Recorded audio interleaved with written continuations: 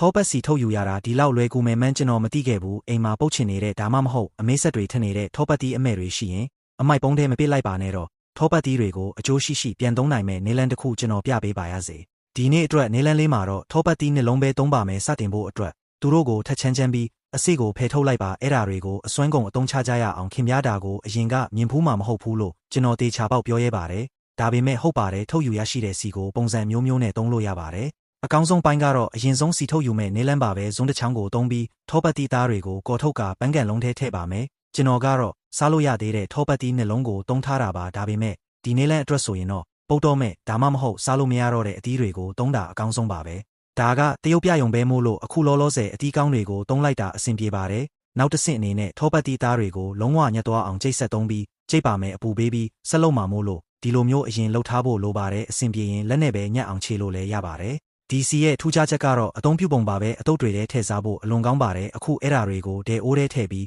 မီအေးနဲ့တီးပါမယ်ရောင်မနဲ့မရက်မနားမွေပေးတာအကောင်းဆုံးပါမေ့မသွားခင်ဗျားဘယ်မျိုးကနေကြည်နေတာလဲဆိုတာပြောပြခဲ့ပါဦးခင်ဗျားကိုကျွန်တော်နှုတ်ဆက်ချင်လို့ပါဒီနေ့ရဲ့နှုတ်ခွန်းဆက်စကားကတော့ကျွန်တော်တို့ရဲ့နေလန်းလေးတွေကိုခင်ဗျားကြိုက်နှစ်သက်လို့ဝမ်းသာပါတယ်ကြက်လာတာနဲ့အမျှစီတွေကတဖြည်းဖြည်းနဲ့လုံးဝတီးခြားစီထွက်လာတာကိုသတိထားမိပါလိမ့်မယ်ထောပတ်တီးကိုဒီလိုနဲ့အသုံးချတာဒါမှမဟုတ်အိမ်လုံးထောပတ်စီကိုခင်ဗျားအရင်ကစမ်းဖူးမှာမဟုတ်ပါဘူးအဲ့ဒီအခြေအနေကိုရောက်ပြီဆိုရင်တော့မိဖို့ဘောကချလိုက်ပြီးအရေကိုတီးခြားဖြစ်အောင်စစ်ထုတ်လိုက်ပါဒီစီကတင်းရဲ့အစားအသောက်အတွက်အားကိုးရတဲ့အဖော်မွန်ပါပဲဗီတာမင်တွေကျွဲလွှားပြီးစီးချိုနဲ့ကိုလက်စထရောမြင့်မားတာမျိုးတွေကိုကာကွယ်ပေးနိုင်တယ်လို့လူများကဆိုကြပါတယ်စီစစ်တဲ့အခါစီတွေပိုထွက်လာအောင်ဇွန်းနဲ့ဖိပေးပါတယ်ထောပတ်တီးနှလုံးရဲ့အရွယ်စားပေါ်မူတည်ပြီးစီဘလောက်အထိထွက်နိုင်တယ်ဆိုတာခင်ဗျားတွေ့နိုင်ပါပြီ